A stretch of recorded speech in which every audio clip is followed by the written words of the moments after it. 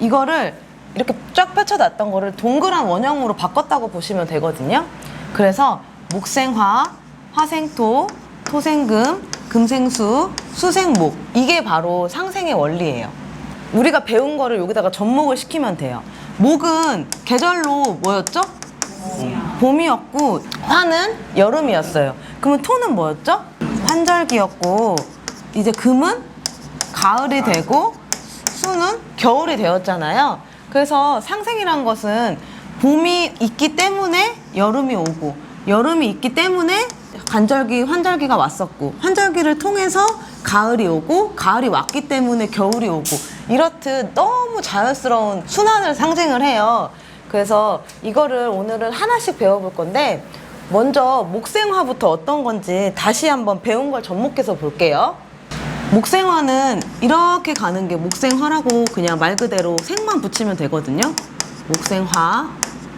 그럼 우리는 이거를 자연에서 물상으로 볼 때는 어떻게 표현을 할까요? 나무가 화를 생해줘서 나무 덕분에, 여기는 덕분에를 붙이면 돼요.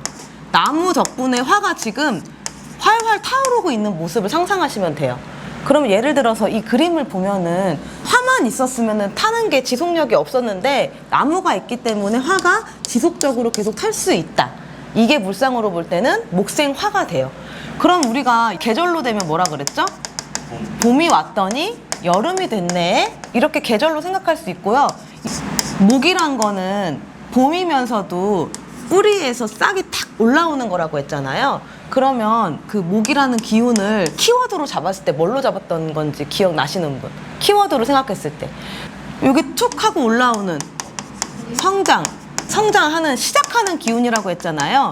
그래서 큰 인생으로 주기로 봤을 때 이런 목의 기운이 인생에서 어디에 속한다 그랬죠? 유아기. 아유, 아기 같은 기운인 게 바로 목의 기운인 거예요. 그러면 목에서 목생화를 한다는 것은 이게 더 확장이 되면서 표현을 하는 기운이 화예요. 그러면은 이거는 유아기에서 어디로 넘어가는 거예요? 청년의 기운으로 넘어간 기운이에요.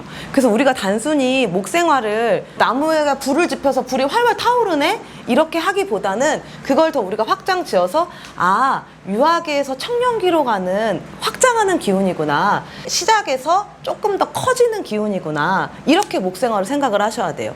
그래서 더 크게 보면은 예를 들어 사주에 내가 화의 기운인데 이렇게 목의 기운이 예를 들어 있어요.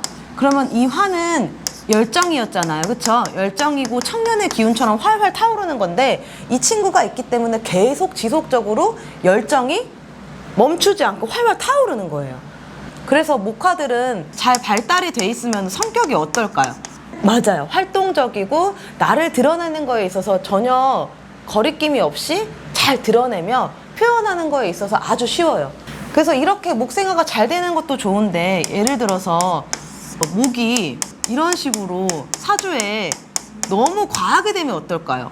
정말 알맞게 있어주면은 이 화가 잘 탈 텐데 목이 너무 과하게 되면은 이 친구가 과한 그 목의 기운 때문에 오히려 화가 꺼져버린다. 그럼 우리가 이거 사주적으로 해석할 때 어떨까요? 시작하는 기운만 너무 왕성하니까 시작만 하다가 제풀에 꺾이는 친구들 있죠? 열정이 팍 식어버리는 거예요. 그래서 오히려 너무 과하게 되면은 화가 꺼져버린다. 이거는 사주 용어로 일컫는 말이 있어요. 목이 많으면 화는 다 식어버린다. 화가 다 꺼져버린다.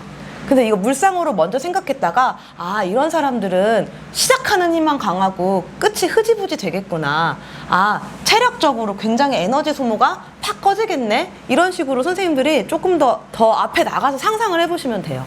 그래서 목생화를 배워봤는데 목생화 할 때는 이렇게 심지가 되어줘서 화가 활활 타오르지만 반대로 화생목 되는 경우가 있거든요. 이런 경우는 어떤 경우일까요? 화생목이 반대로 되는 경우. 화는 두 가지로 나뉠 수가 있거든요. 하나는 빛으로 쓰이는 에너지가 있고 하나는 열로 쓰이는 에너지가 있어요. 그러면은 태양이라고 우리가 가정했을 때 보시면 정말로 목생화일까요? 나무가 있고 태양이 있을 때 이게 목생화가 해줄까요? 그쵸? 나무가 태양을 이렇게 생해주진 않잖아요. 반대로 태양이 나무를 생해준다. 이럴 때는 우리가 화생, 목 관계라고 해요. 그래서 자연의 이치로 보면은 사실 목생화인 관계보다 화생목인 관계가 훨씬 많아요. 그래서 그거를 지금 자연으로 봤을 때는 이런 상황을 떠올리시면 화생목이 쉬우실 거예요. 지금 목생화를 배웠으면은 화생토를 한번 배워볼게요. 화생토. 목생화에서 불이 활활 타올랐잖아요. 이 불이 타오르면은 시간이 지나면 어떻게 돼요? 불이 타오르면 꺼지죠. 그 꺼진 그 자리에 뭐가 남아요? 재가 남죠. 그럼 재가 시간이 지나면 흙이 돼요. 그러면은 하나의 공간으로 자리가 남은 거거든요. 그래서 화가 머물었던 그 자리가 시간이 지났더니 화생토, 토라는 게 생기는구나. 그렇게 화생토를 이해하시면 되거든요. 그러면은 이것도 똑같아요. 여름을 견뎌냈더니 간절기가 왔구나. 그리고 똑같아요. 청년이라는 아주 적극적이고 열정적인 기운을 지나왔더니 토에서 이제 뭐가 기다려요? 맞아요. 그런 식으로 보시면 돼요. 청년이 지나서 중년이 왔어요. 그럼 이렇게 했을 때 안정을 거치는 거예요. 안정. 그래서 단순히 화생토가 재가 돼서 흙이 됐네? 라는 거는 첫 번째 시작인 거고, 좀 더 확장을 해서 우리가 해석하면은 청년의 기운에서 중년으로 갔으니 이제 적극적인 청년들이 안정을 찾아서 가는 거네. 자연의 순리대로 가는 거네. 이렇게 생각하시면 돼요. 그래서 우리가 사주에서 토기만 잔뜩 있는 사주보다는 어느 정도 화생토가 되어서 이 땅이 뜨끈뜨끈해진 그런 사주들이 확실히 더 오래가고 튼튼하고 강하다고 볼 수도 있어요.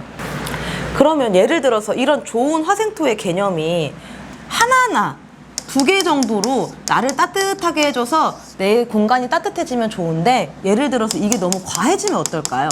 토만 빼놓고 너무 화가 지금 강해요. 지금 과한 걸 배워보는 거예요. 그럼 이 토는 지금 상황이 어떨까요? 화가 너무 강하면 땅이 갈라지는 우리 가뭄 현상을 떠올리시면 돼요. 그래서 이 친구도 적당히 있어야 되는데 너무 과해져 버리면은 토는 어떻게 된다? 이거는 무슨 한자일까요? 마를조예요. 마를조. 어떻게 말랐어요 지금? 그 나무 위에 새가 짹짹짹 거리는 건데, 나무가 지금 어떤 상황이에요? 불에 탔어요. 그러니까 아유 뜨거워 하면서 이제 새가 짹짹짹짹 거리면서 너무 뜨겁다라는 표현을 해서 마를조가 되는 거예요. 그래서 화가 너무 많으면 토는 갈라져서 이제 생명체가 오히려 살기 어렵다. 적당한 상생이 좋아요. 이 화생토의 개념은 이제 확실히 아셨죠? 그러면 반대로 우리가 거꾸로도 생각을 해보셔야 돼요. 토생화라는 게 있을까? 네. 자꾸 관점을 바꿔서 생각하면 할수록 사주를 보는, 해석할 수 있는 시각의 폭이 넓어지거든요. 자연으로 보면은 토생화도 분명히 있어요. 결국에는 재가 돼서 땅이 됐잖아요. 근데 이 땅이 땅답게 새싹을 잘 키우려면은 이 땅은 다시 한번 나한테 들어온 화를 딱 가둬가지고 보존하는 거예요.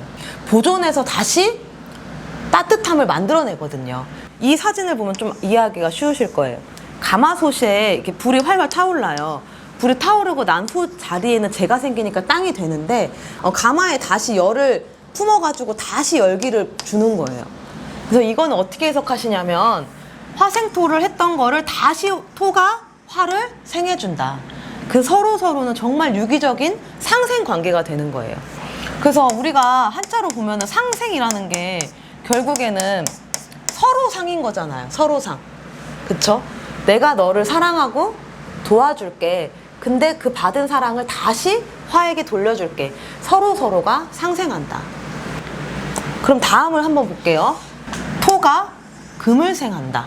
화생토 받았던 게 땅이 됐더니 그 땅은 다시 금을 생하네요. 그것도 왜 그럴까요? 지금 이거는 흙이 됐잖아요. 그쵸? 그 흙이 시간이 지나고 지날수록 어떻게 되냐? 웅축이 되면서 결국에는 저희가 뭐라 그랬죠? 우리 금 배울 때? 여기 토가 숨어 있다 그랬죠? 토 속에 광물질이 지금 응축돼가지고 돌이나 안반을 형성을 한 거예요. 시간이 지나서 금이 됐다. 시간이 지났더니 안반이 형성이 됐다. 그래서 토생금이거든요. 그럼 이것도 자연으로 해석할 수 있어요. 아까 이 친구가 중년의 기운이었고 안정을 뜻했잖아요. 중년의 기운에 안정을 고스란히 받았더니 토생금으로 이어갈 때 가을을 봤더니 가을엔 이제 뭐가 생겨요? 곡식이 생기잖아요. 내가 열심히 목화에서 일하고 여기서 안정을 쌓았더니 이제야 토생금이라는 것은 간절기에서 가을로 왔는데 중년에서 장년으로 가는 것처럼 했던 것에 대한 결실을 맺는 게 토생금의 원리구나. 이렇게 해석하시면 조금 더 확장을 할 수 있어요. 이 친구도 너무 과한 경우가 있어요. 예를 들어서 금이 이렇게 있고 토가 토생금 하는 기운이 너무 예를 들어 강해졌다. 그러면 이것도 항상 과하면 불균형이 오잖아요. 이건 어떤 느낌이세요? 선생님이 보실 때? 그쵸. 지금 안반을 겨우 시간이 지나서 형성했는데 여기에 다시 흙이 너무 많아져 버리면은 이 돌이 묻혀버린다. 그럼 우리가 이 말을 토가 너무 많으니까 금이 묻을매예요. 묻힐매. 금이 토에 묻혀버렸다. 토가 너무 많아서. 근데 반대로 역생도 있을까요? 이 친구들한테도? 역생? 시간이 지나서 안반을 형성했더니 그 안반이 다시 금생토를 할까요? 약간 지금 말로 할 때는 이해가 잘 안 가시죠? 근데 이걸 어떻게 이해하시냐면은 결국에 토라는 것은 그냥 토만 있을 때 유지하기가 어려워요. 아까 적당한 화기가 들어줘야지 토가 유지가 잘 된다는 것처럼 토가 유지가 잘 되려면은 지금 뭐가 있어요, 여기에? 돌멩이가 박혀 있잖아요. 어느 정도의 안반, 그런 것들이 섞여줘야지 토가 토답게 일을 할 수 있어요. 예시를 들으면 우리가 식물 같은 거 심을 때 정말 온전히 흙만 들어간 거에 심나요?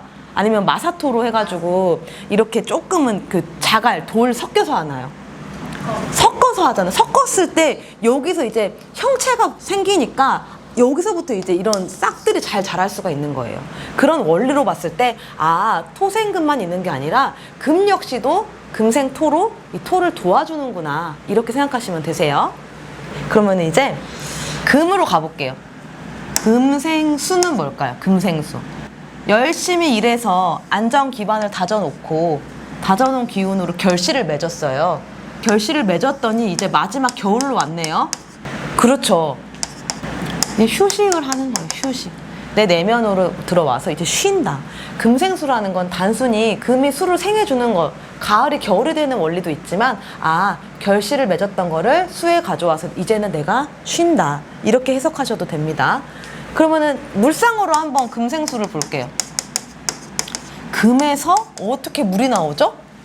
바위에서 물이 나와가지고 금생수가 되는 그림을 준비했거든요. 그러니까 이 원리, 왜 돌에서 물이 나올까? 그 원리가 뭘까요? 이 돌에는 밤새 이슬, 공기, 수증기, 빗물, 밤새 그런 수분 같은 거를 금에서 다 모아내 놨다가 아까 지금 다 시간이 지난 후 변한 거잖아요. 이것도 시간이 지나서 이렇게 금생수로 물로 빼내는 거예요. 그래서 정말 비가 오지 않는 여름산에 가도 시냇물이 흐르거든요. 비가 오지 않는데 어떻게 흐르지?